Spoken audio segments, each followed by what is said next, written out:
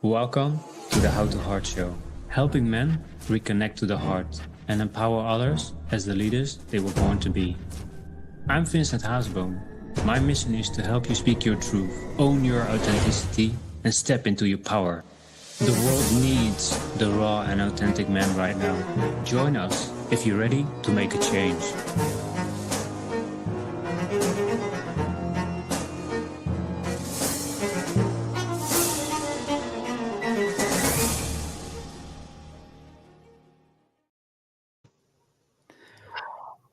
Hey, what's up, Lions, and welcome to the How to Heart Show. I have a really cool, I always bring the most amazing guests, but today I brought Eleanor Hayward. If I say it correct, I forgot. Yes, thank you, Vincent.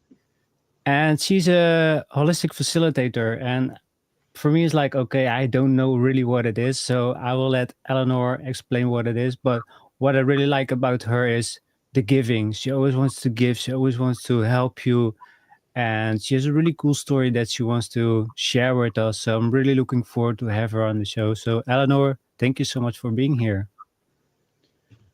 Hello, everybody. Thank you so much for listening. Thank you, Vincent, for this opportunity. As a holistic facilitator, my basic training was as a registered massage therapist in Ontario.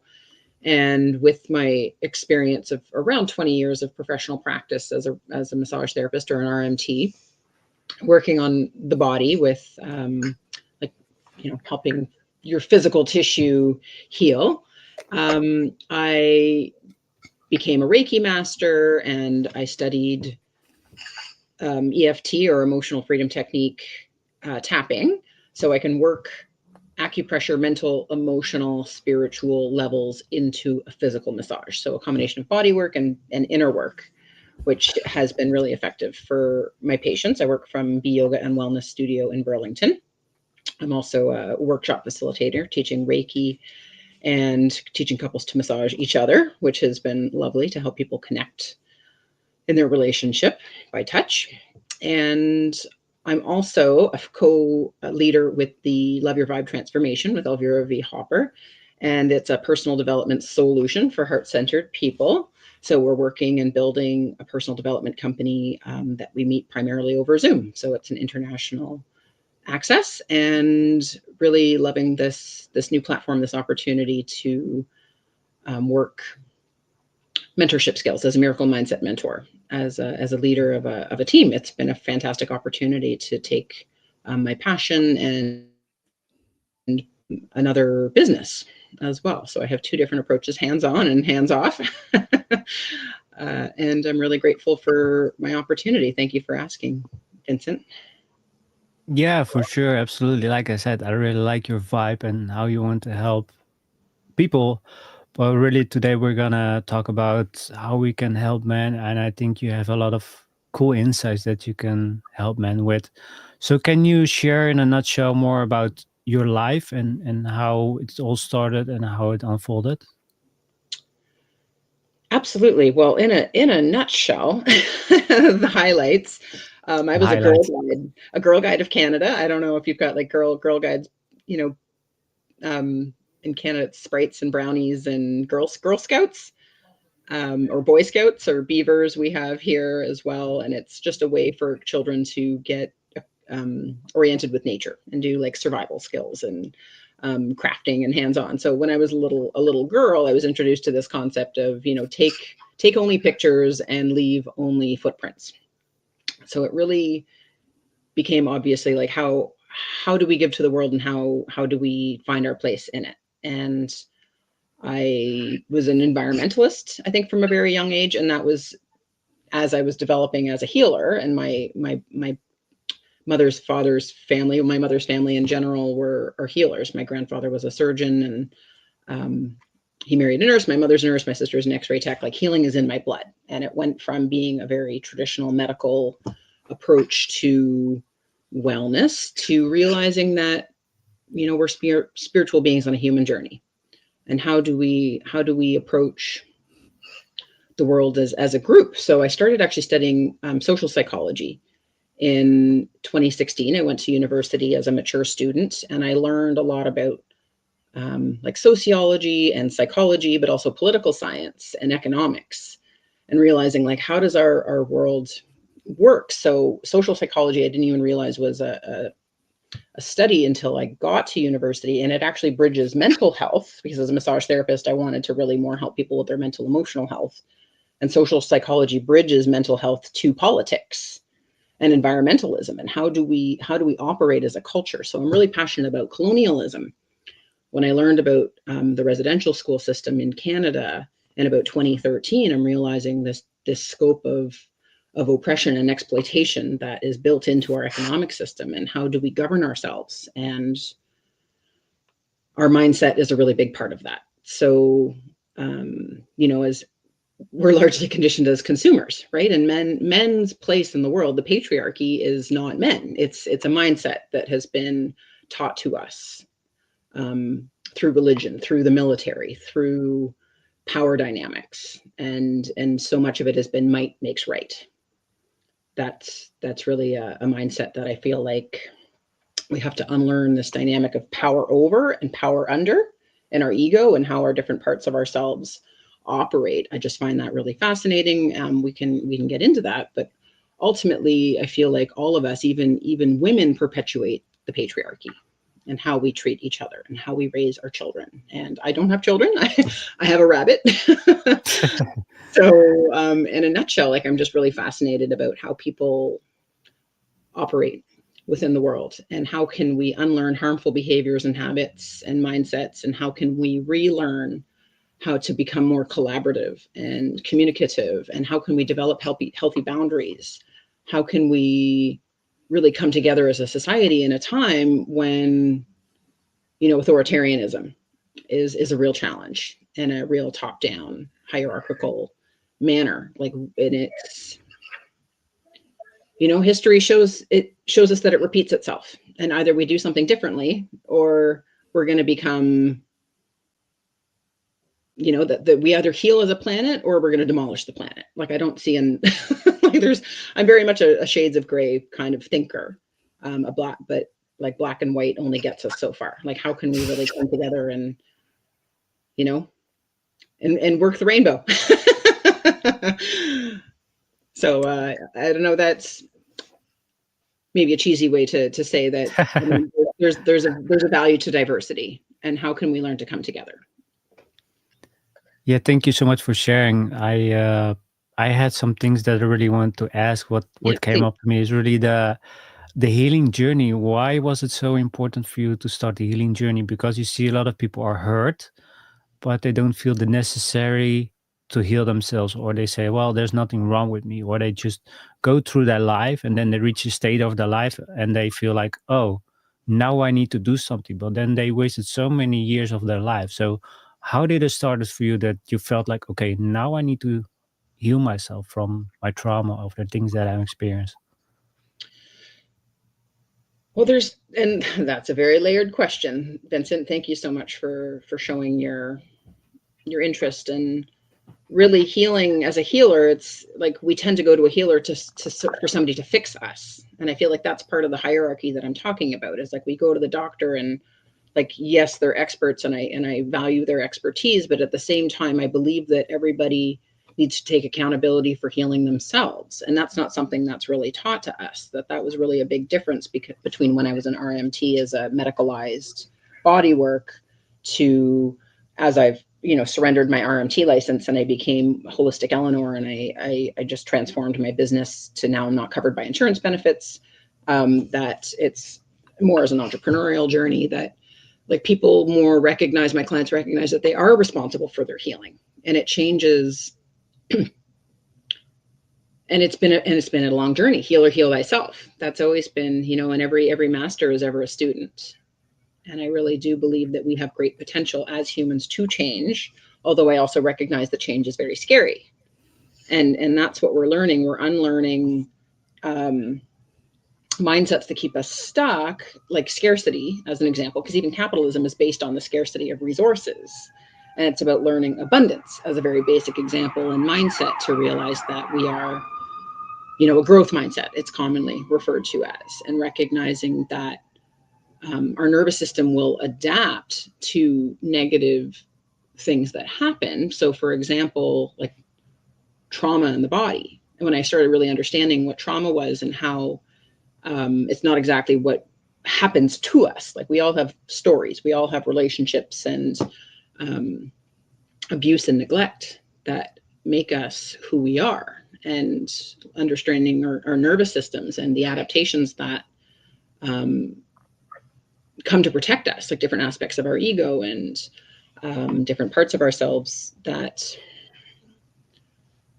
ultimately keep us stuck. And then, but we love to project and make that somebody else's fault as well. And that's what we were talking about in the back room about relationships and how relationships are so challenging. And I've heard from ultimately men that like men have been abused.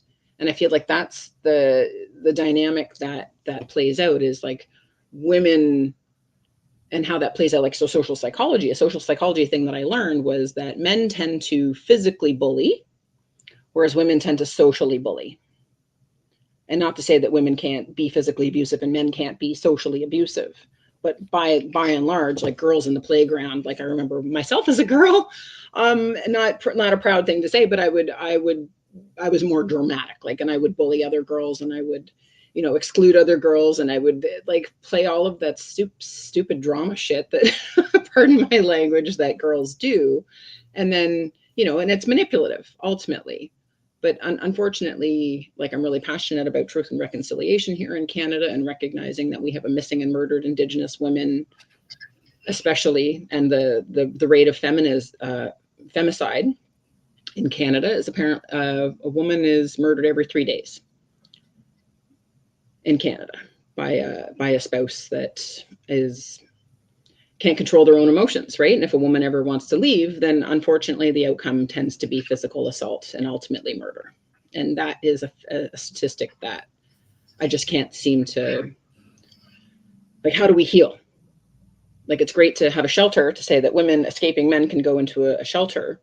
And that was a part of my experience going, attempting to go into politics as a Green Party representative in a provincial and a federal election here in Ontario. And I did a fundraiser for Halton Women's Place, a local organization that will take in battered and beaten women, right? And that's like just how it's in their families. And it's like, well, that's great that, you know, and we have a government that's cutting funding for shelters, but it's like, but how do we prevent the need for that? How do we come together as a society, and how do we shift our violent and manipulative behavior? So that's been really fascinating for me. And you were asking, like, as a healing mindset, is recognizing that, you know, it's not our fault. We like to project blame on our parents, or we like to blame ourselves, but that's just a mindset that, like, recognizing that it's not anybody's fault, but we do have an opportunity to heal those dynamics, and nobody else can do that for us. We can always point fingers and say in a relationship, it's like, well, you're being a bitch, you're being an asshole. Like, we can name call and make it somebody else's fault. But how do we show up and develop emotional intelligence? And how do we develop healthy boundaries? How do we develop communication skills so that we can actually work together? But our egos tend to not let us do that. So I find that that's a fascinating concept in mental health. Like, I'm not a therapist, I'm not a mental health professional regulated by the government, but I am a private professional to help people move forwards with their challenges, because this world is a lot. Yeah, it is for sure. And what really came to mind was the mindset, because you bring that up a lot. Why is the mindset so important? Because what I saw in my own life, mindset was for me, oh, it's my problem, or it's my fault, or I did everything wrong.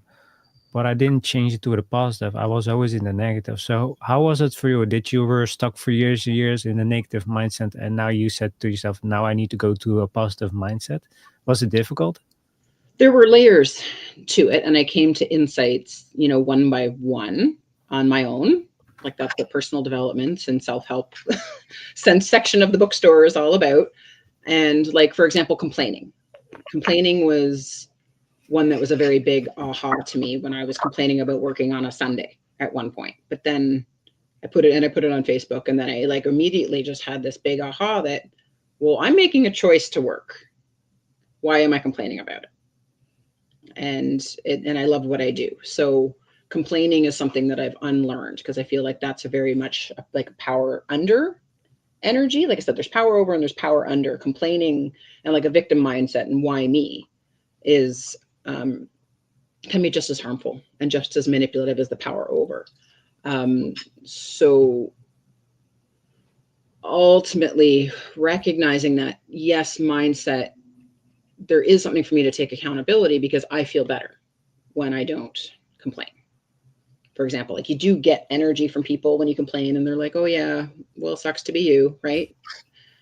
And yet there comes a point where I need to take accountability. It's like, yeah, I can vent, or I can learn how to, share what it is that I'm feeling, because that's valid, but what am I sharing with whom and when and how much, right? Like, and just to be mindful of how we show up. And mindfulness is a whole other, thing to learn. That was awareness, right? Like that's ultimately is part of the growth mindset. But there's also the emotional intelligence too, because we can always get stuck in our head. And again, just what we're taught, like so many different things, like, sticks and stones may break my bones, but words will never hurt me. Have you ever heard that saying? It's kind of something that kids Yeah. say in the schoolyard. And it's recognizing and unlearning that is just bullshit, that words do hurt. And yes, there's the power over the physical bullying that I was talking about, and hurting people with sticks and stones, but recognizing that our language is very powerful. So when I understood gaslighting as well as a psychological manipulation technique of how it's really much a denial and a manipulation to get other people to think that, that they're crazy, rather than, and when I started recognizing that, I'm like, oh my God, but that's what our leadership in our world does. It's like, it's always somebody else's fault. It's always somebody else's, like, I very rarely see politicians take accountability for what's, happening. It's always somebody else's fault. And I'm just tired of that dynamic as well. So I feel like I've developed a boundary, but I've developed a lot of compassion to communicate with people and call them in on their behavior. At least that's the goal. Because judgment is another mindset thing. Like judgment is very much this finger pointing deflection in our mindset that just ultimately, like that's the saying, I'm pointing 2 fingers at you, I've got 6 pointing back at me. How am I showing up? Versus making it somebody. Do you know what I mean? Like, so mindset is big, but it's also the emotional intelligence. It's also the communication, to answer your question, Vincent. Thank you for sharing. What really there comes so much questions when I'm listening to you. I have so many questions comes up, but I want to go a bit deeper about the trauma, because you said like as a little girl you're like bullying and being like a nasty girl and all of kind of stuff, just being playful, but also being like in a dark side. Why do you think that you and society is pushed into that trauma and also looking at the trauma, but why are we not healing it, and why do we still continue being in this victim mode and like, oh, it's her fault, she dumped me for another guy, she's just such a bitch and all of that. So why do you think we're not going inward and we're not putting a mirror in front of ourselves like, okay, it was also my fault, but we're so afraid to look at that? Why is that? Why we're so afraid to look at the trauma? Aha. And I feel like that's more an example of our culture. Because as much as, so what the social psychology education gave to me was a framework of analyzing what level are we talking about. Because there's an individual on a micro level, on an individual level, and how we show up.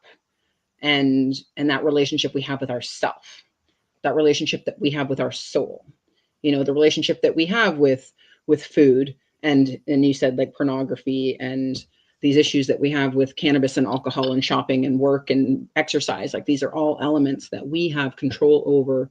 But when we have trauma, we tend to shut down some parts of us and then we overuse and cope with other resources.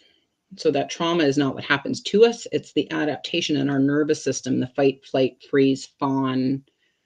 Fawning is one that I think a lot of women do, but men do as well. It's like when your nervous system shuts down. So, okay, so fight, you're gonna fight. I think of myself, you know, historically as a woman. It's like if you're barefoot and pregnant in the kitchen, you know, preparing a meal, and it's the threat that comes through the door. All right, it's not really unlikely that your nervous system is going to go into fight mode, right? Although that's where, like, sometimes it's like power over, and it's a shouting match. It's a bid for power, right? But then there's fleeing. Are you going to run away? It's not really easy to run away, right? You're probably going to get caught, right? Or you're going to freeze. Your nervous system is going to shut down, right? You just kind of, that's when we, like, our nervous system just cannot operate and shut down. I feel like a lot of people do freeze, because I'll come back to the cultural implication of that in a minute. But then there's fawning. So fawning is when it's like, okay, well, the threat's there. It's like, well, can I make the threat a sandwich?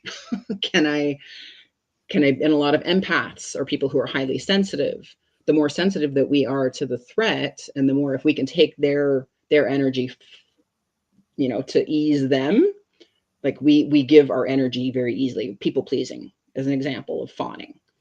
Or it's like, even for women, it's like, okay, well, then I'm going to have sex with them so they don't leave me. You know, like there's all of these different dynamics of, or they're not going to hurt me if I have sex with them, right? Like there's so many ways that that can play out. The trauma, the mechanisms in our body, the adaptations that, the organism of ourselves, like that that's just, unless we learn how to heal that trauma, which is, you know, vagus nerve strengthening. It's massage, it's body work, it's stretching, it's movement, it's breath work. Breath work is huge. Plant medicine has been very helpful for me to reset my nervous system and to learn to be present. So mindset is part of that. So that's on the micro level, there's us as an organism. But then there's also the meso level of analysis, that we're in relationship together. So this is, we're on a community. We're interacting with other individuals, and communication skills, or the lack thereof, plays out in our culture. And that's where, like, there's so much disconnection, because people are disconnected from themselves. So we're obviously going to be disconnected as a community, as a society, because the culture that's overriding is a big influence of the macro level of analysis, that these are the institutional structures that I find so fascinating. So this is religion, this is military, this is government, this is media, this is our family, this is our religion. These are all of these elements of how we operate as a social system, how that makes the culture of the meso and affects the trauma of the individual. So, I mean, we can take the example of homelessness, right? And I understand that that's, you know, that like suicide rates in men are on the rise, right? Like and homelessness is a real issue, and it's growing internationally. And like the fear that we have, like on a socioeconomic level, like money pressures are really big on a lot of people, in terms of, you know, can we afford to survive, right? Like I find that, really fascinating, because on an institutional level, statistically speaking, it is more affordable for the government to give somebody a home, a tiny home even, or like a bigger home. It's cheaper for them to do that than it is to actually support them when they're homeless, with shelter costs, with policing costs, with healthcare costs, because it's really hard, you know, to be homeless versus, or prison costs. Like these are all, like, it costs way more money on unemployment and all of these different social systems than it is to actually give somebody a home. And I mean, it's easy to point a finger and say, well, that's communism. But people don't really understand the implications of, like, the value system that these institutional systems have given us. And it's like this, how do we learn to come together? And we need to have a conversation. We need to be able to calm our nervous system enough to discuss solutions, rather than when we get into blame and saying, well, that's like, as soon as somebody gets defensive, like that energy in our nervous system, it shuts down conversation. And so I really feel like It's not just men, it's not just women, because we all are carrying trauma in our bodies, and it all plays out in our communication skills, and how we tend to create more drama, because we create, like, our nervous systems will create drama if we haven't learned to process our trauma. But it's also if you're an empath and highly sensitive, it's double, Mhm. because I've seen it with myself.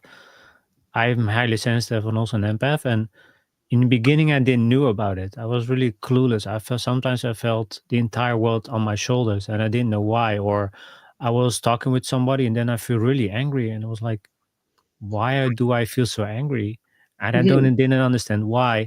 And my nervous system, like you explained, was always just triggered. I always wanted to Mhm. run away. If there was a situation that was intense, Mhm. I wanted to run. I didn't Mhm. stand my ground. I didn't face it. I didn't talk about it because of my communication skills. It was really bad. I didn't learn. I never learned how to communicate properly and also how to solve issues or communicate with people on how to solve a problem, because they gave so much intensity to me and I just like, oh, now what? And I always wanted to run. So I just wanted to hop on there because I think that's really important for people to understand the nervous system and how to calm it down. Because you mentioned the breathing, you can do Yes. energy work, you can Yes. what else? What else can you do? Oh my goodness. Huge. That's not one that I have a lot of education in, but I understand the importance of breath work and I practice it personally. I do want to move into that. But Cold like body work, exposure. yeah, and cold and heat, like, that's Yeah. evolutionarily been very helpful, because my understanding in our nervous system, like, there's contraction, like, there's the fear response, right? It's like there's a little literal constriction of energy. Um, like, you can see it, like, in fists, for example, right? Or you're trying to, like, stay close and to fight yourself, but it that same pattern plays out, like, in tight muscles, right? And your nervous system, like, your blood vessels, everything contracts and condenses. Like, there's that'll stick in our, like, I heard on a podcast the example of, like, say a kid is in class and they put their hand up and they have the wrong answer and everybody laughs at them, right? That kid has this scrunching, like, your nervous system, you get triggered, right? Like, there's this episode. And until we learn how to process that event that happens, like, it can become very formative, and then our nervous system contracts. So that's whereas love and healing and abundance, it's very much an opening energy. Like, gratitude has been a huge part of my practice. So breath work, but even just cultivating gratitude in my heart space and compassion for myself, and recognizing, um, like, I came up a mindset block about love. And I thought if I loved more, then I would hurt more. So my mindset was limiting my heart from more of an unconditional way of being and loving everybody equally, but but also seeing how I articulate those boundaries.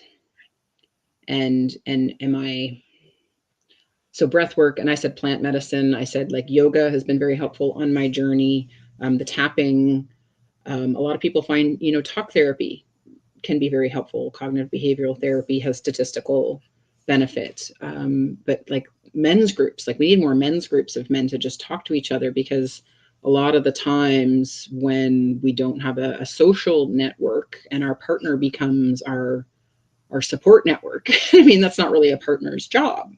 No. So it's like, yeah, I can hear your challenges, but at some point you need to process your trauma in your own way, in your own circle, with your therapist, with your buddies. Find a men's group so that you're more centered and present when you come home with your partner. And that's really challenging. Like, and that's back to the institutional structure. Now that we have these nuclear families, like, it takes a village to raise a child. It's very stressful to raise children when you live in a silo. And our community is disconnected. So it's really about building community in a way that is, conducive to health. And that's easier said than done. So there's so many different solutions on so many different levels. And I've seen so many solutions out there, Vincent, that we have no lack of solutions in the world. It's merely Like, as you're saying, like, it is scary to change. And it's difficult. And then because we have this fear of doing things differently, and what if they laugh at me, right?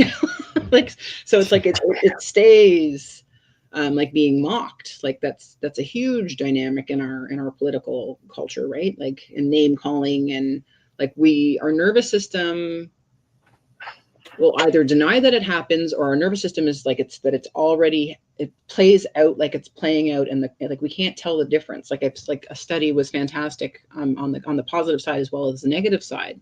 But like an athlete who's running a marathon, for example, if they do a visualization exercise, the same parts of their brain are lighting up than as if they're actually running and doing their marathon. So to think about, it's like, but if I have been assaulted, it's like my body still thinks that I'm being assaulted, whether I'm actually is in the past versus, so we'll behave as if that's already happening. So our behavior is very reluctant to change if we still think that that is going to become the outcome, because we learn and we adapt, right? So It's survival. It's a survival technique, absolutely, and that's what makes it like a defensive reaction. Like it's our nervous system trying to protect us. So there's, again, back to no fault. There's no fault that's how your nervous system and how your trauma is playing out in your system.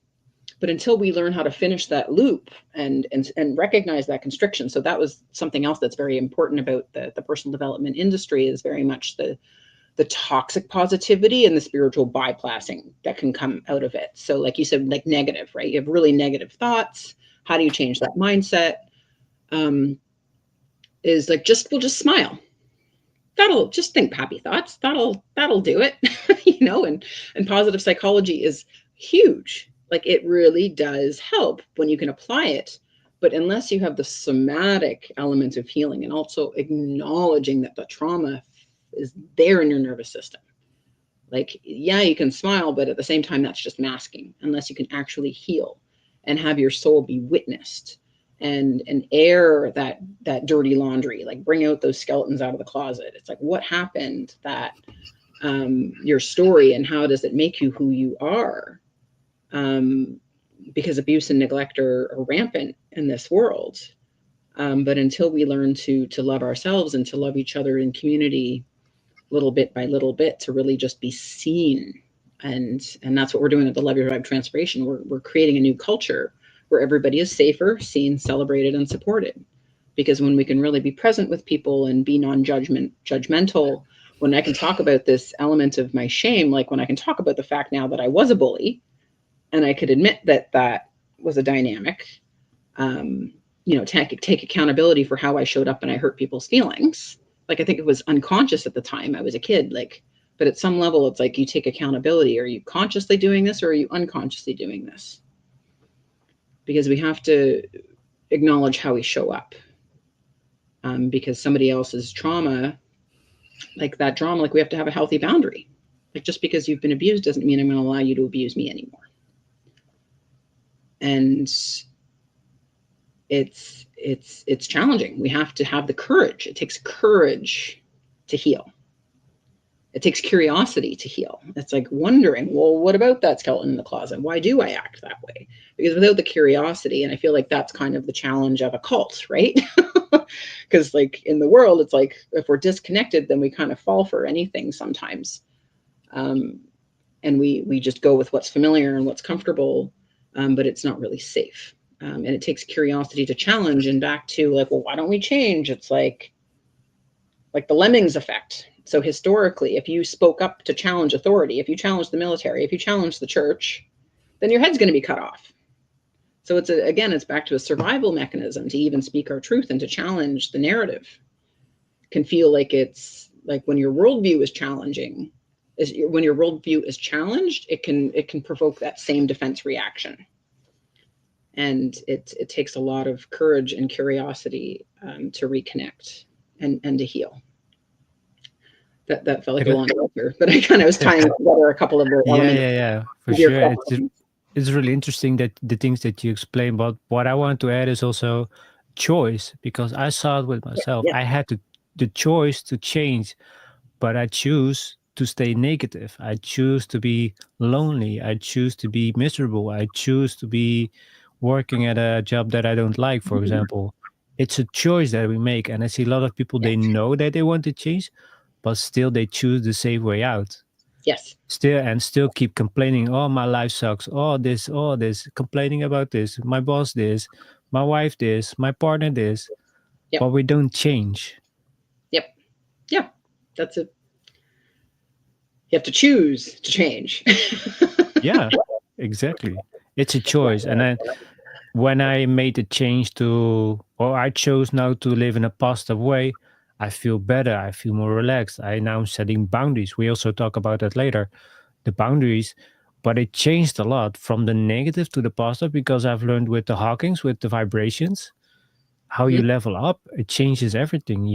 You manifest more into your life. And when you're just negative and complaining and bitching about everything, you're staying in in a low vibration, and then you will attract the wrong things, or you will attract people that will make your life a living hell, or what else you will attract. But I've learned really in the past, if you feel better, but what I want to come to make the circle Mhm. complete is Mhm. the traumas. I Yes. really had to heal myself because I saw with my own myself when I wanted to talk with women.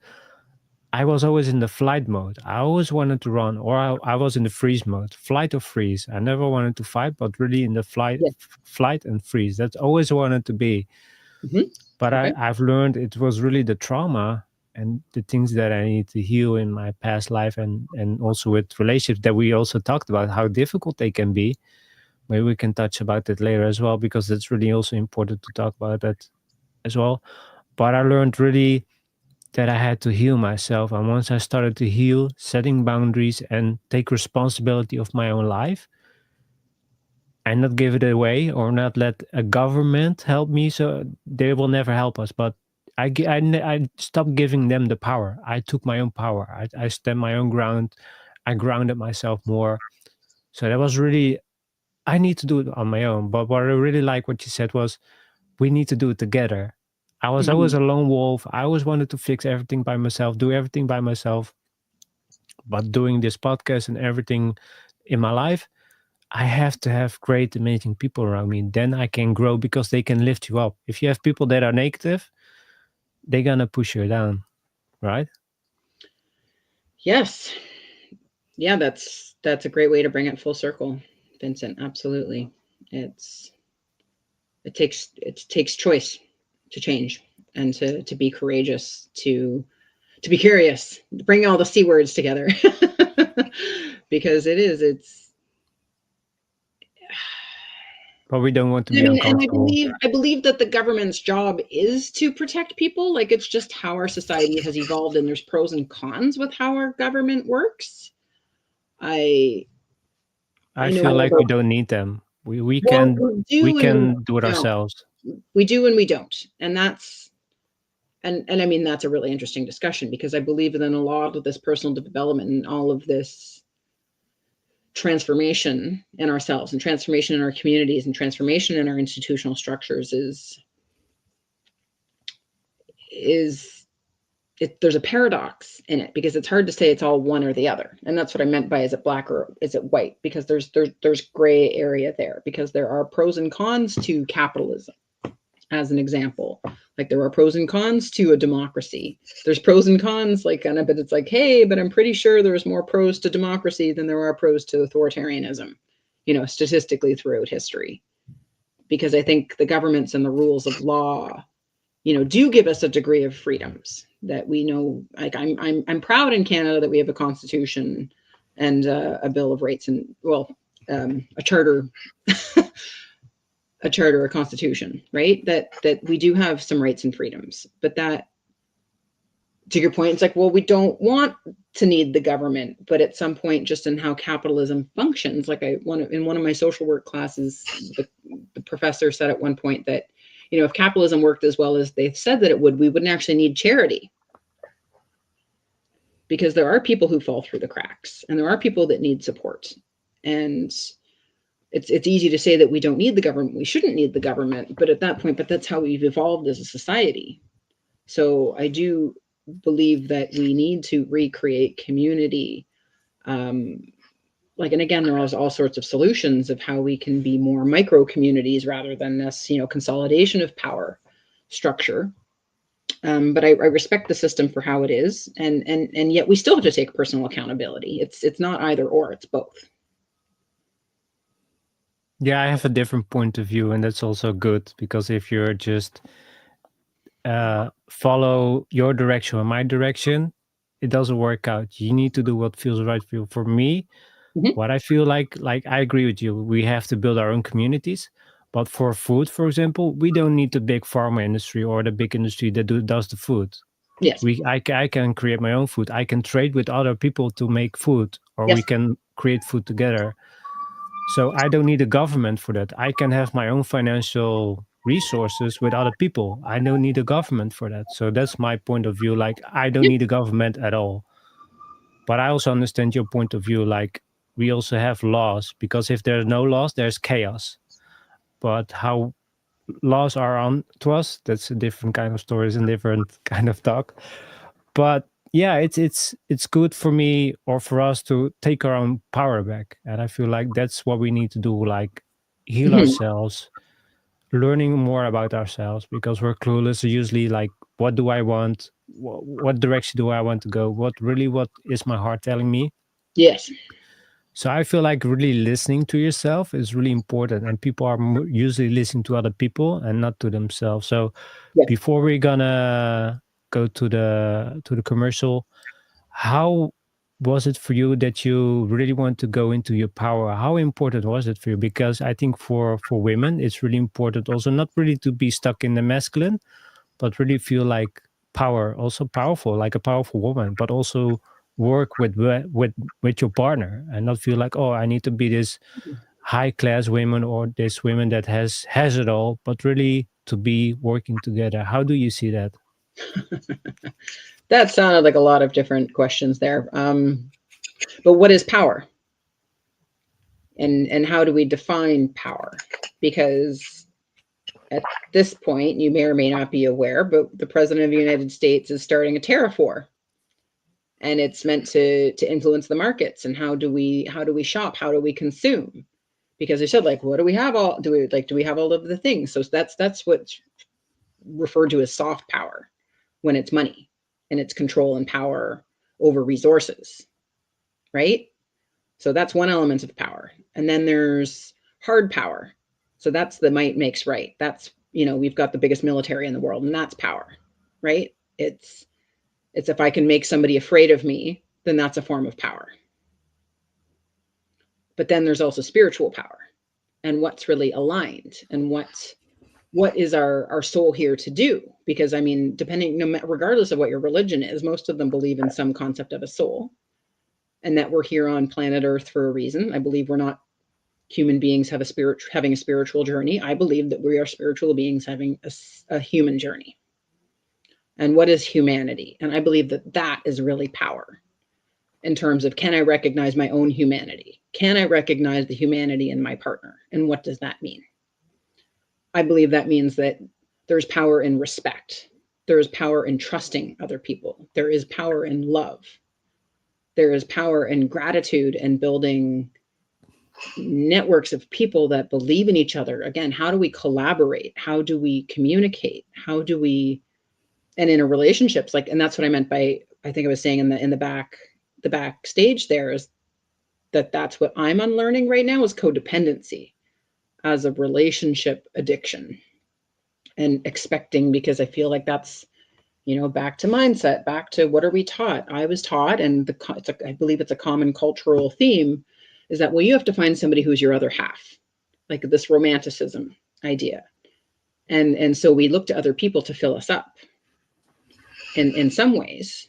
And yes, there's something to interdependency, that, we need each other. That historically, anthropologist Margaret Mead, doing research into the history of humanity, to say that what was a defining moment of understanding what society was finding an adult skeleton with a broken femur, and it fused, and it healed.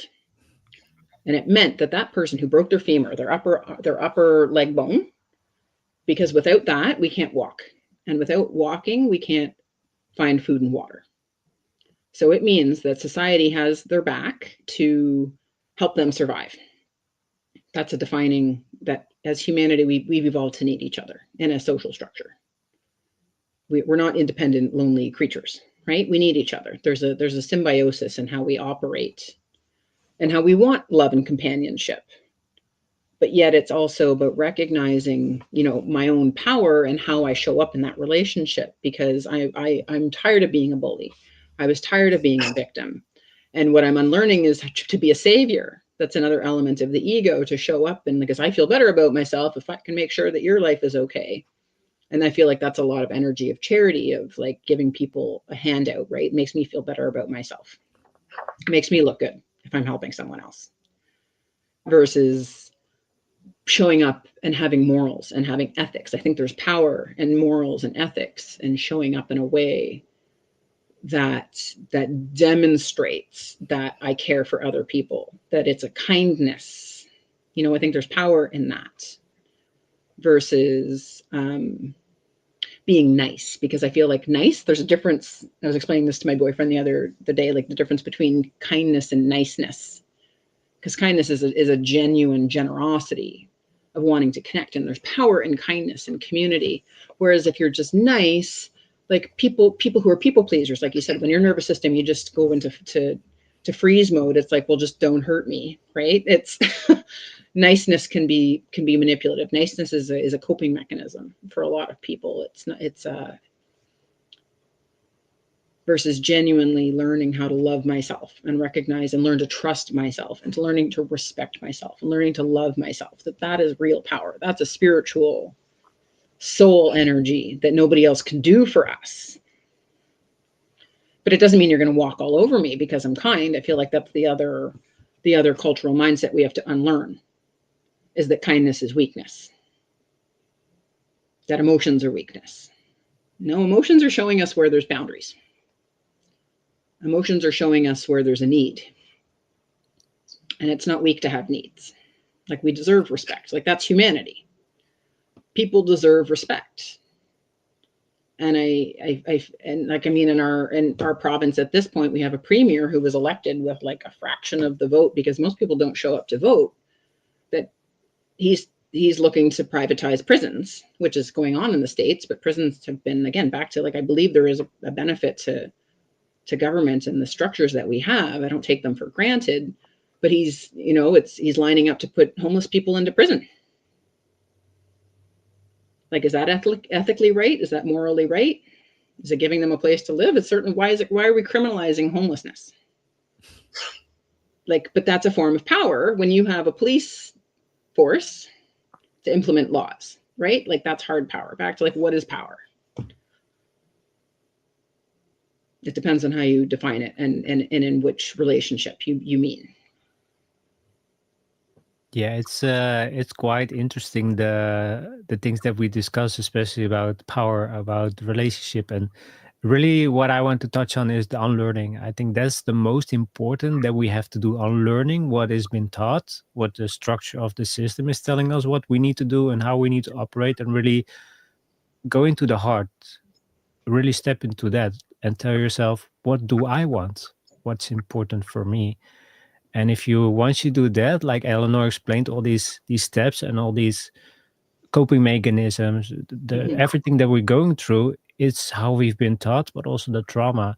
So if you really go backwards and really put the mirror in front of yourself, you feel like life will becomes a lot easier and really better, and better for, in a way, how can I explain, better for you to make decisions, and not really the trauma or the things that you've been going through, that they make the choices for you.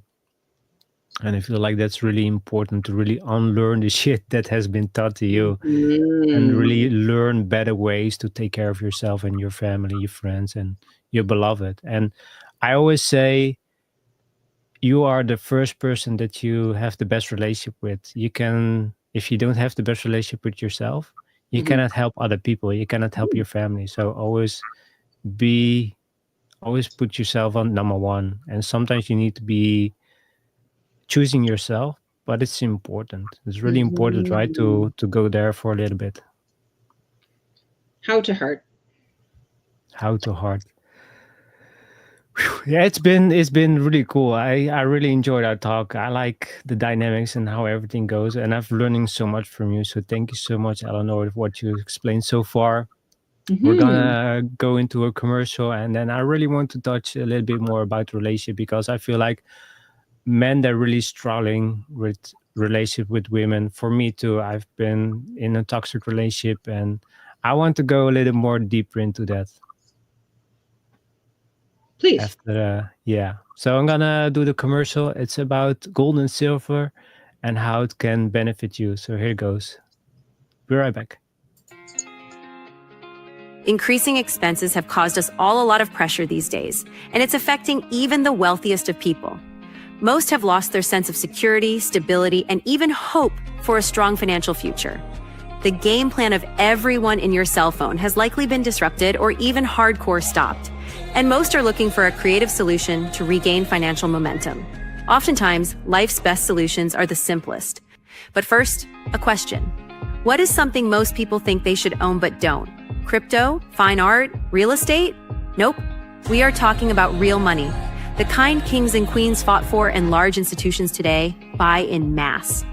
We're talking about gold and silver, assets that provide confidence in tough financial situations. So the question is, do you own any? If you don't, you're not alone. Most people aren't maximizing the power of precious metals because it's just been too complicated. And even though they see advertisements about gold and silver daily, they don't really know who to trust. That is, until now. The bottom line is that buying gold and silver doesn't have to be complicated or scary. There's a simple, better way to accumulate assets and create financial peace, headache-free. And this very minute, a new community of average people are seeing above-average results to the tune of tens of millions in assets over the last few years. This system is tested, it's simple, and it's not an experiment. To date, it's helped more than 80,000 people bring hope back into their lives. It's invitation only, and right now, this new community has accepted a challenge to give away as much free gold this year as possible. Curious? Learn how to get your free gold today. Check out the next step to get the details.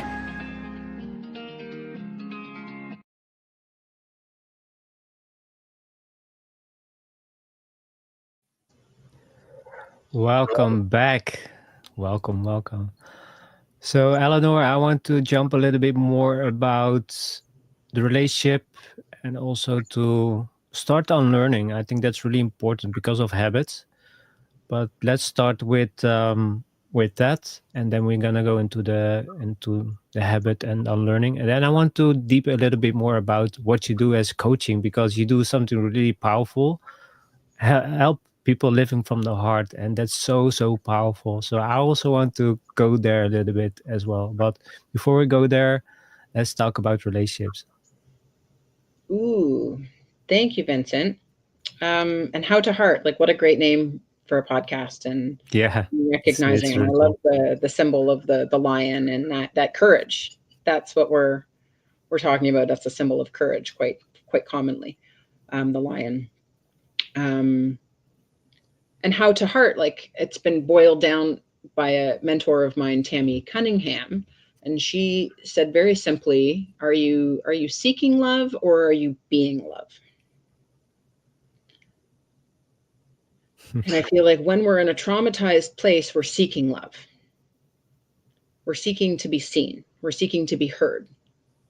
We're seeking to connect in relationship. And yet the common difference of again, as I was trying to get at with fear and the stress response, the trauma defense mechanism, it's a contraction, is what I was saying. And that's when you're seeking love. Like you're really wanting to be held, your nervous system. You're really wanting to be validated, really wanting to be comforted. And that's valid. Okay, like there's value in acknowledging when we hold on to the trauma in that way, because our nervous system is in a holding pattern. Literally, it's that's the adaptation. Versus, are you being love? Are you able to connect and and unwind your nervous system. So that's making space. And that's where I was coming in. So breathing physiologically makes space in the body. And I'm learning how to be love. I'm using my lungs. I'm using my heart to actually create a loving vibration on a very basic level. Versus, am I seeking love? It's like I'm taking up. I'm just taking, holding my breath.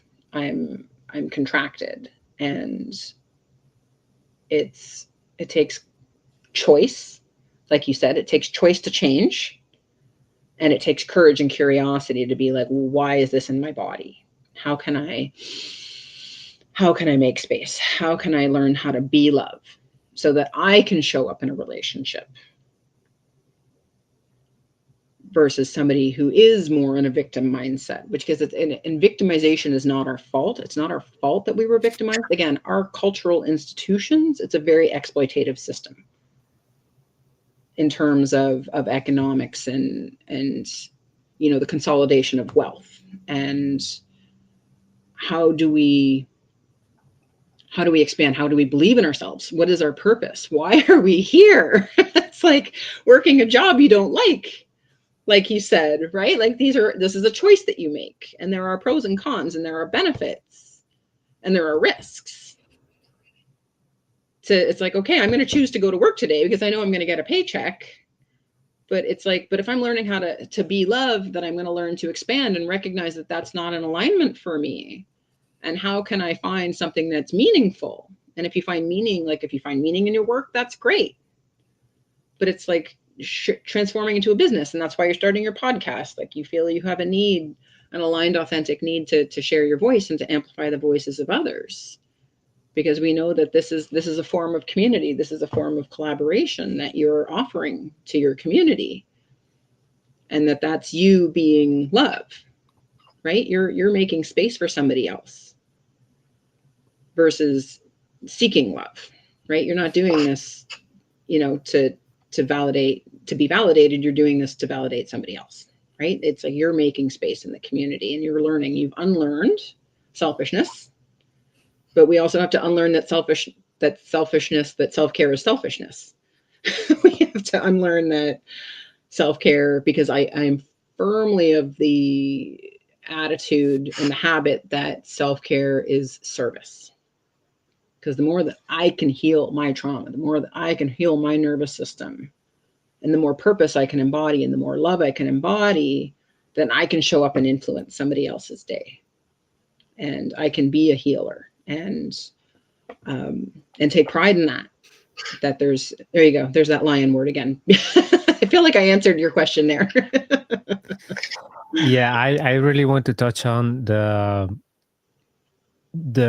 healing and also the love for myself, because self-love was so difficult to find within me, because I was always looking outside of myself. Yeah. If I sleep with this girl, then I feel good. If I sleep with this girl, then I feel loved. I was always looking outside of myself just to get the quick fix.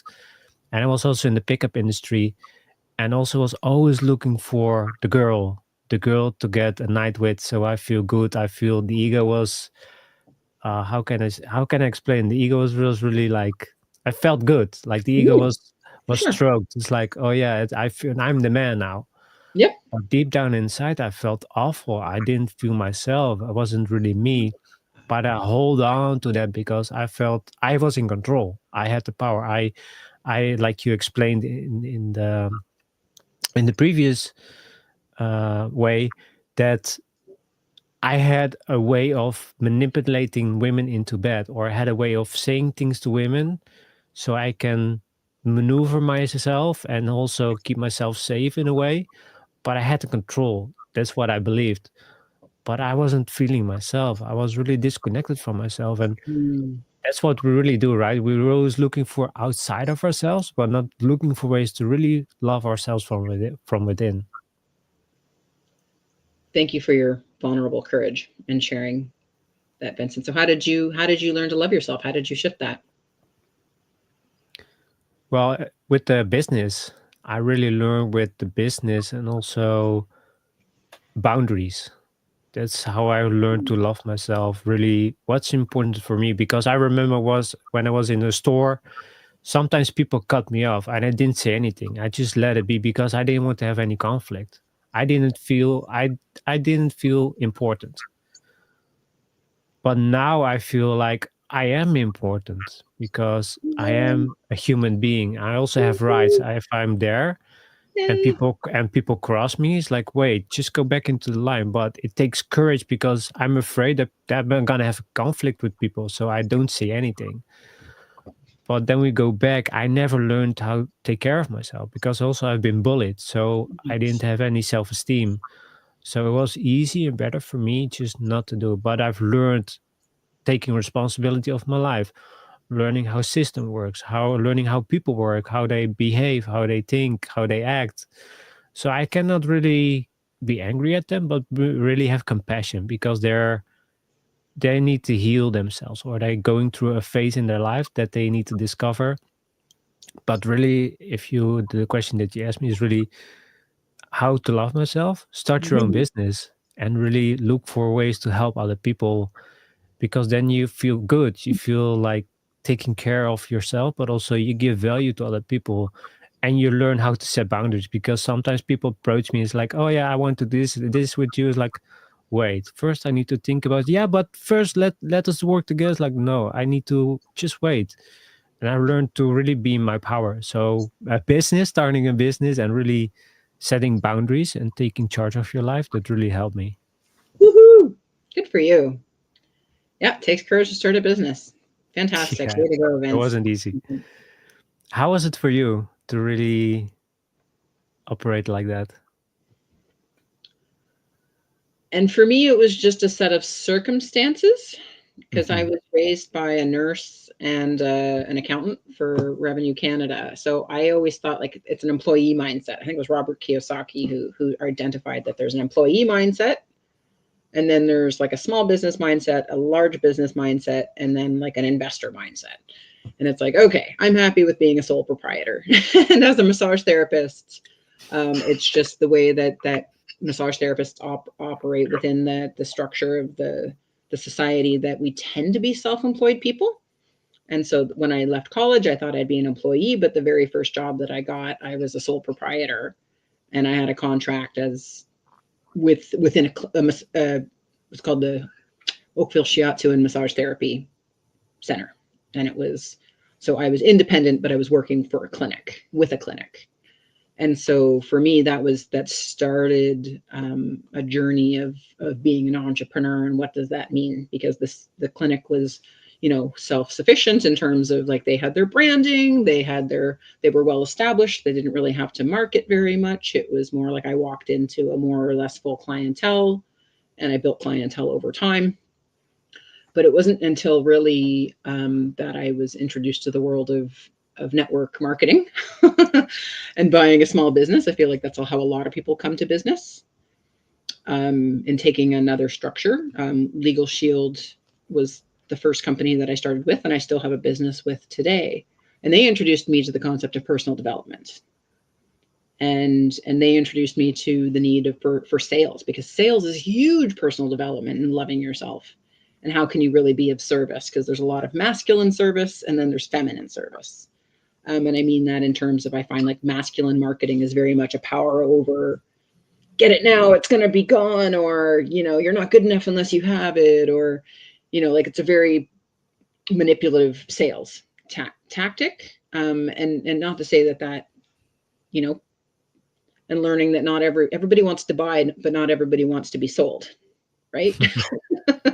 So like learning little things about how I show up in sales and how I show up in business, and ultimately developing my own branding and developing my own marketing. And it was a whole learning process. But I was very fortunate to come to just in my life path.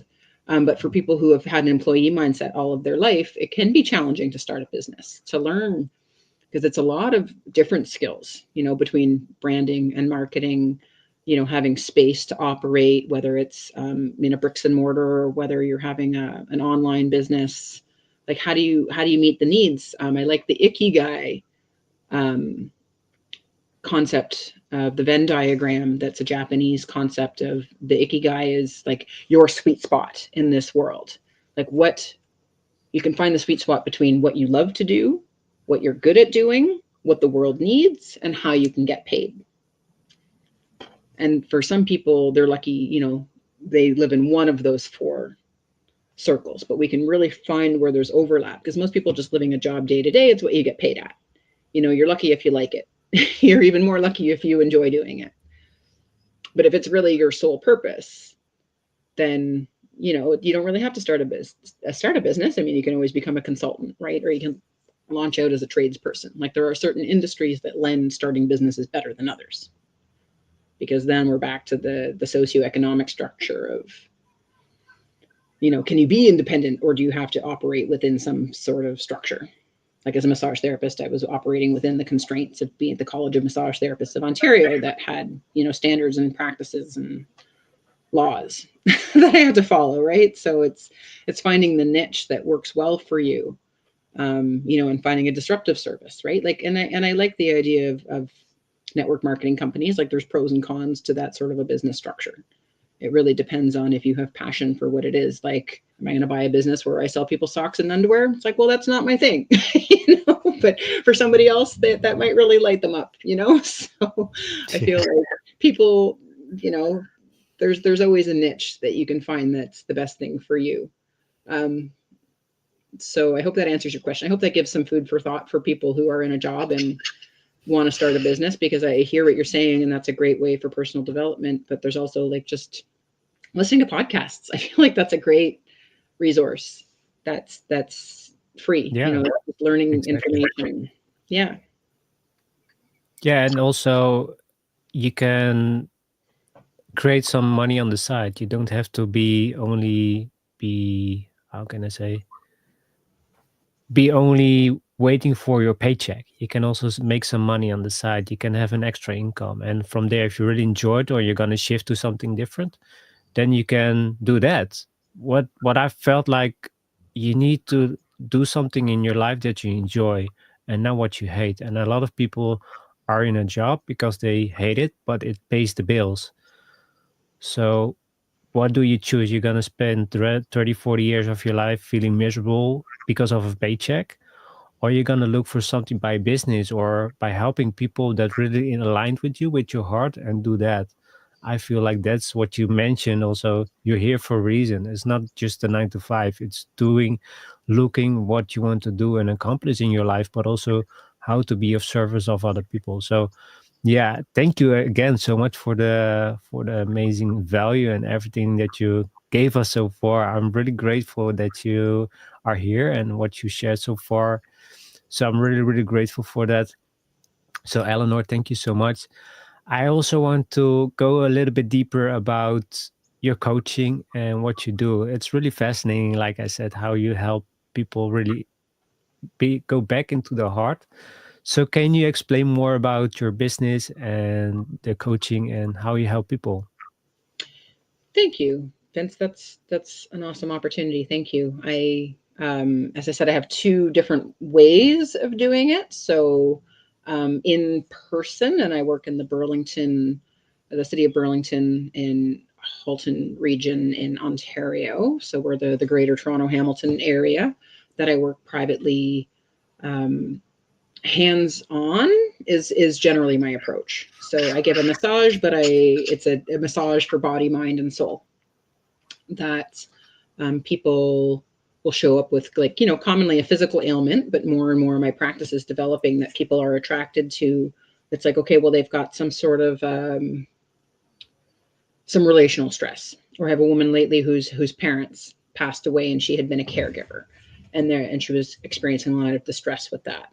Or people who are feeling challenged and maybe they're stuck in their job and they want to create a business. It's like, okay, well, how can I meet them where they're at? So we do it with body work, massage, but also Reiki. Like I can help people identify, like my one of my intuitive gifts is empathy. I'm a highly sensitive person. I can feel when emotions are stuck in someone's body. that's part of that constriction. So if there was an incident of bullying, for example, it's like there's some part of their body that's still stuck in the shame that was elicited with bullying, the fear, for example. And when that gets stuck in the body, then there's often grief that gets stuck in the body. So I help people get in touch with those emotions that have been trapped, that create a blockage in the energy system. And with massage and Reiki, and helping them like become more aware of that, and where does it come from, and having a conversation with them, introducing breathing techniques to them, grounding techniques, even just being present with their body and how those emotions get stuck in their body. Like it can be, you know, a sinking feeling in your gut. It can be a heaviness in your chest. It can be a heaviness in your head. It can be a clenching of the jaw. It's tension in the neck and shoulders, right? So it's a physical massage, but I'm helping people understand that, like, I can massage people passively and create space in the nervous system in their body and give them symptomatic relief. But when people are ready to go deeper in person, then I offer what's referred to as a tapping massage. So that's when I hold space for those thoughts and those feelings, and I apply acupressure and help you acknowledge those deeper, darker emotions that are there. Like, I don't consider myself a coach. I don't consider myself a therapist. It's more of a mentorship energy that I come in and hold space for people and say, hey, like, this is grief that you're holding on to. Let's breathe into the sadness. Let's breathe into that anger. Let's breathe into that part of you that doesn't want to look at it, the denial, right? Because that is a valid coping mechanism. Let's acknowledge how your nervous system is holding on, but then say, but I am learning to love and accept myself anyways. So even though there's this contraction, we're reprogramming the nervous system to create space, to feel safe. Safety is really what transformation and healing is all about, is learning that the threat isn't on your doorstep. It's like, okay, but part of me thinks the threat's on my doorstep, but it's really learning that I can breathe. It's safe to make space. It's safe to love. And I mean, granted, we live in a very privileged area of the world, right? So that's always there in the back of my mind, because we have a neighboring Indigenous region that doesn't have clean drinking water in Southern Ontario as well. So, because when your needs aren't physically met, it is really difficult to heal mentally and emotionally. If you live in a really toxic environment, it can be very difficult to heal when the threat is on your doorstep, right? Like it's all relative. It's meeting people where they're at. Like, there's certain circumstances that people are in, and recognizing that we all have needs that need to be met, and to do our best with what we've got. Like, that's really what resilience becomes, and finding solutions. So that's one part of my business. And then I'm really passionate about the Love Your Vibe transformation that I'm co-creating with Elvira. She's a coach. She's a life coach healer. And she's a real dynamo in her energy. She's just a firecracker. I know she's how I met you. She's out there talking to people all the time, and really love her energy. And her vision was to create this personal development company. And it was the right opportunity at the right time for me to apply all of the skills that I had learned in my private business. But because it can be very challenging, as I mentioned, to be an entrepreneur. Like, it's the branding, it's the marketing, it's the space that you have to maintain, but it's also the bookkeeping, right? And it can be very challenging to be an entrepreneur. But what I love about the Love Your Vibe transformation that we're building is that it's a community. We're all entrepreneurs, but we're all together under the same umbrella. And I help serve people with the Miracle Mindset Mentorship 6-month group mentorship program that we meet over Zoom. So it's open to people internationally. And that's where we create space with the teachings and tools that changed Elvira's life. And as I mentioned, as an entrepreneur, I learned a lot of mindset tools, and a lot of them are spiritual concepts. Like, for example, that life happens for me, not to me. Like, that's a very big concept that I had come across years ago.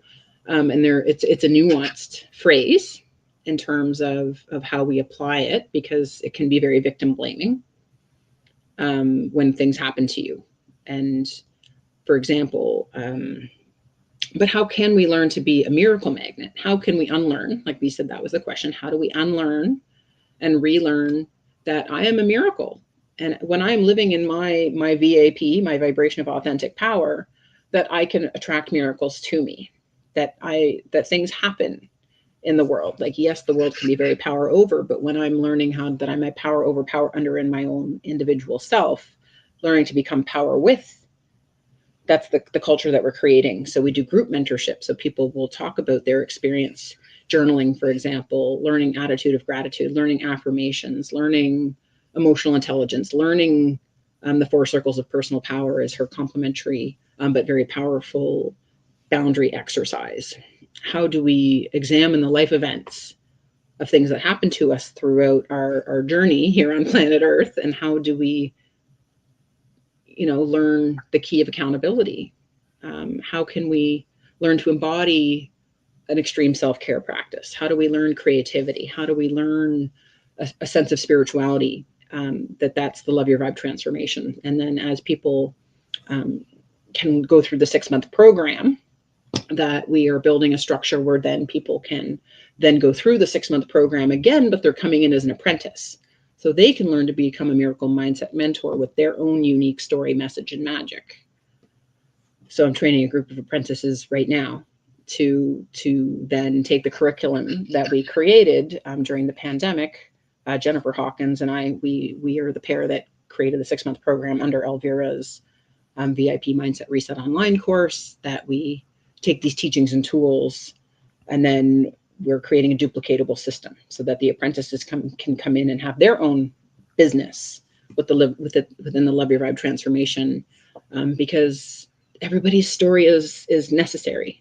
Everybody's story has value, and to really empower other people and to collaborate with a system that's never really been tried before. So we're doing something new, and the challenge of that was really appealing to me, because as I didn't finish my degree. I started, as I mentioned, the social psychology degree, but when the pandemic happened, just circumstances were that I didn't continue with my degree, and I thought I'd circle back and finish and get that piece of paper, but it's not really necessary, because I got what I needed out of university to apply myself and to do what I wanted to do, which was, as a massage therapist, I really wanted to help people with their mental and emotional health, and that's what I'm doing.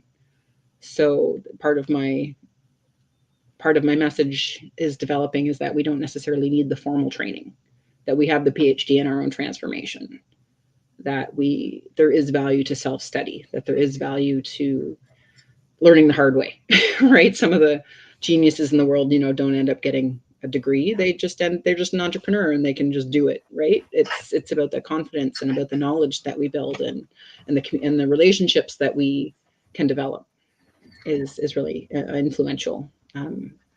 So thank you for asking. That's a little bit about both of those businesses, but to really help people progress, hands on, but also hands off. It's a really, I'm really blessed to have 2 different businesses that I'm proud to be growing. Awesome. Thank you so much for sharing. What I really want to add is, we haven't talked much, but you were always supporting me, and that's how I felt so connected to you, and also that I want to have you on the show, because if I was sharing something, you always were there. You always like, "Hey, good job," or "That's so important." So for people to rise you up, and I feel like if there are men or women that are listening to this, to really reach out to Eleanor, because she is really, really amazing and powerful what she does, and she's really giving, and she really wants to help you achieve the goals and dreams and the life that you want to create. So yeah, I highly recommend to check out Eleanor's work and see how you can collaborate with her. So yeah, thank you so much, Eleanor, for explaining. The thing that I want to ask is, I usually ask my guest this: what was the most difficult thing that you had overcome in your life, and what is the most thing that you're proud of in your life? Thank you, Vincent. I really appreciate that. And I see you. Like, I see the courage that it takes for you to share about your own challenges with pornography. Like, I can feel in you how challenging that is. And I see the Lionheart, and I understand that it statistically is a really big challenge in our society. That, again, how you said, like, you were looking for that validation from somebody else that ended up being, temporary. And that's, and I applaud you for that. I find that's because I feel like there's a lot of shame attached to, like, recognizing it's like, okay, and maybe, like, not like, I've never gone through a 12-step program, but that's, in our culture quite often, of like admitting that you have a problem, that you're powerless against whatever your addiction happens to be. And with sex, like, I feel, again, the institutional structures have made, like, religion makes sex very shameful rather than as a natural process, a sacred process even. And there shouldn't be shame in that, in terms of wanting that connection and witnessing an act, but at the same time, that's, I mean, how the porn industry is actually implemented, right? Like, there's, that's what I mean by paradox. It's like, yeah, but there's a lot of exploitation and oppression in that industry, right? Like, so, like, again, there's pros and cons with all of this, but to recognize that you're powerless, and to have courage and share with people that how that's influencing your relationships. So, well done. Like, I see you as a leader, and I'm grateful to be here. Thank you. I really appreciate that. You're welcome. It's admirable. But to go back on the question, what is the most difficult obstacle that you had to overcome, and the most, your most triumph that you had in your life that you really are really proud of? And that's been a challenge for me too, because I have led an extraordinarily privileged life.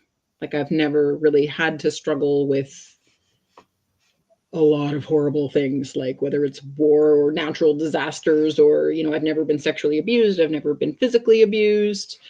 I've never been homeless. I haven't struggled with major addictions, although there are issues of that in my family. But for me, it's, like I said, I was an environmentalist, and I see how the planet is being abused, and I see how people are being abused. And for me, I always had a lot of fear around speaking up. And so, as I mentioned, with the network marketing, Legal Shield brought me to sales, and I went to Toastmasters, which is an international organization. Have you heard of Toastmasters? Have you ever been? I heard, I never been, but I heard about it. And it's fantastic. I mean, you can go to any city in the world and find a Toastmasters group, which I find is really powerful. To learn communication skills and leadership skills. I want to ask, can you explain what it is, Toastmaster? Yeah, absolutely. Because that was a pretty big outcome for me. So as a Toastmaster, you're given a manual. So they talk about, like, 10 steps to giving a speech. So they have you look at different elements of making a presentation. So it's like just, having an icebreaker and talking about your story, but then it's ultimately learning about delivery in terms of your vocal variety and, like, what makes people interesting to listen to. And I learned it's not about so much what I have to say. It's more about how do people receive what it is that I have to say. How does that make them feel? And it's about giving feedback as well. We learn to speak off the cuff. We learn about hand gestures and your physical body language and how you show up. And it's about every club, because there's like a global organization that I suppose administers the program, but every individual club in every city is volunteer led, which is really admirable. So every club is run by volunteers. So as you learn communication skills, it's a natural dovetail, mutual skill to learn to learn leadership skills. And so I became part of the leadership executive committee right there as well. And I learned how to run a meeting, for example. We learned like secretary note keeping skills. We learned how to keep track of a membership. Like, we learn about marketing and public relations, and we learn about education and how to execute an educational program amongst a group of people. Like, it was really cool. And then we would have social events, like a Christmas party and a summer party, and we would have like a charter party where we would have like a speech competition, and we would have a banquet, and we would have learn how to be funny. Like, what's humorous when you're presenting? Are you speaking to inform? Are you speaking to entertain? Are you speaking to inspire? Like, these are different motivations behind speaking. So I learned all of those things at Toastmasters and more. And really, where I'm proud of that, I took those skills and I built a community organization, Milton Green Environmental Association, and was applying and running community programs like movie nights and networking groups. And we'd have public speakers, and we would do native species plantings and invasive species removals and native species plantings. We would do litter pickups, right? So I took the skills and I applied it in community, and that was a real growth opportunity for me. And then the Green Party approached me and asked me to be a candidate, and that I did that in 2018 as a provincial candidate, and 2019 as a federal candidate, and that scared the crap out of me. Right? So it was a big achievement for me to step out of my comfort zone to represent my community and to challenge the narrative of the politics that were going on, and to see the community rally was really powerful, and that I'm proud of that I achieved that. So, but like, was that really a struggle? It was an internal struggle. Again, I understand that, a common value that people say in the world is like, well, pick yourself up by your bootstraps and figure shit out, right? And it's like, but that's assuming somebody has the privilege of having boots, and recognizing, again, the societal oppression that a lot of people in our culture go through, that it's not really visible in terms of how we treat minority groups. Like, I believe that white supremacy is a dynamic in this world, and that I feel like there's always more to learn about how we operate in this world, and how do we really embody, for me. So I'm training the apprentices of the Love Your Vibe transformation with a program, the JEDI program, Justice, Equity, Diversity, and Inclusion, so that we don't perpetuate more harm in the coaching and the mentorship space. As I mentioned, there's a lot of that toxic positivity and that spiritual bypassing that goes on while ignoring real power dynamics in the world. And what is it to build resilience? What is it to overcome? And there are incredible stories of people who overcome having lost a limb, right? Or somebody who's been horribly sexually assaulted and can come through and become a sexual survivor, rather than just learning to survive and to thrive, pardon me, and to thrive in their life rather than just survive abuse like that. So everybody's story is valid. Mm-hmm. And I feel like everybody's story can be inspiring. Everybody has something to learn, and everybody has something to teach, I feel, in this world. So thank you for sharing your story, and Vincent. And I feel like there's always inspiration, and when we feel seen, because we hold on to so much shame. I feel like that's a really big element of resilience. And how can we learn to love and accept and trust our own body? That's what I'm learning lately, is how to really trust myself, because I still hold on to levels of fear too, right? And like I said, it's heal or heal thyself. There's so many different levels of individual trauma, but there's intergenerational trauma. That is incredible, the concept of healing intergenerational trauma, pardon me. But even past life trauma, that's what we were chatting about in the back room, like learning past life trauma that's just an example. It's a never-ending journey. People think, well, when I healed this, I'm done. Like, no, you have so much more work to do. It comes back again. It's a choice. If you choose with a porn addiction, for example, you're done. That's a choice, but you will find out that more things will come up.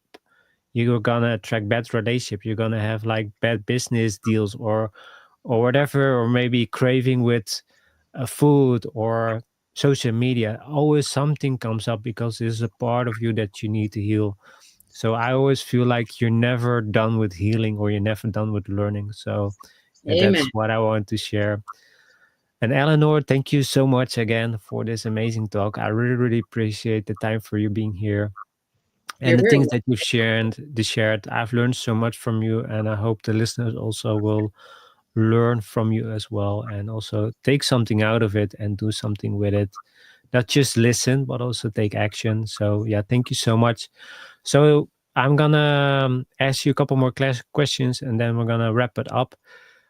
The things that I want to ask you is, what are the 5 to 3 tips that you can give to men how to change their life? Is it just what comes up and what you feel is important for men to start? What are the first steps that they can start to heal themselves or to see a massage therapist? What can you give them for them to start on their healing journey?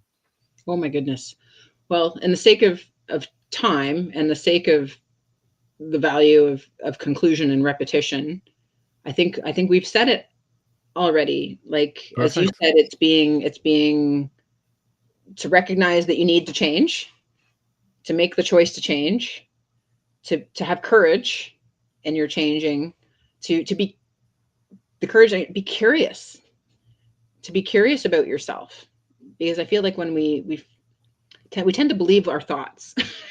Don't believe everything you think. I feel is helpful knowledge, and choose to connect. So connection. I like the 5 C's that are evolving there. It's changing but choosing, being courageous, being curious, and connect.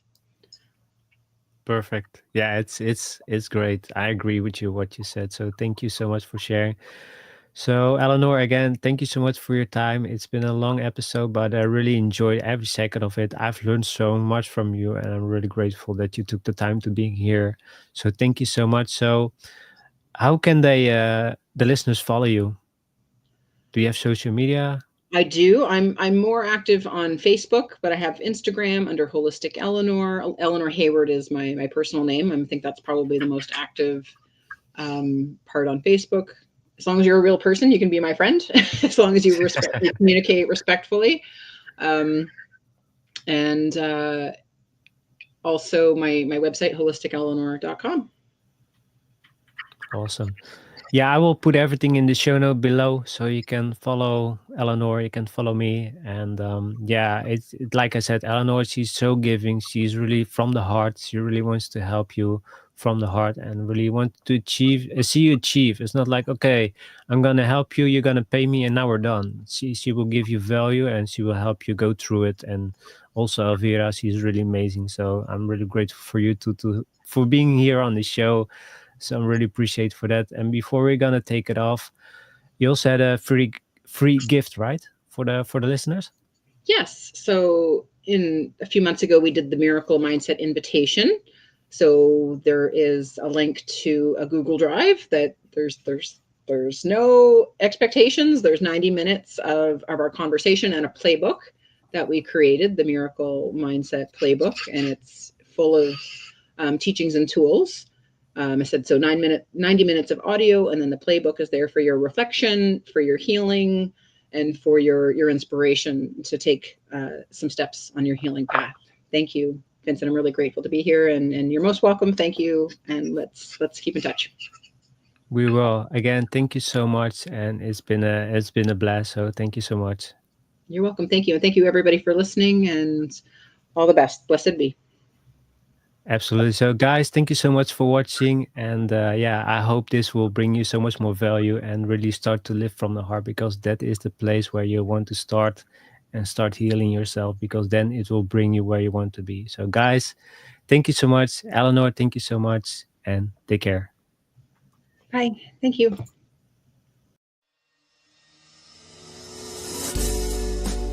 Hey Lions, thank you for listening. Glad to have you on our journey to the authentic self. Want to learn more to embrace your potential?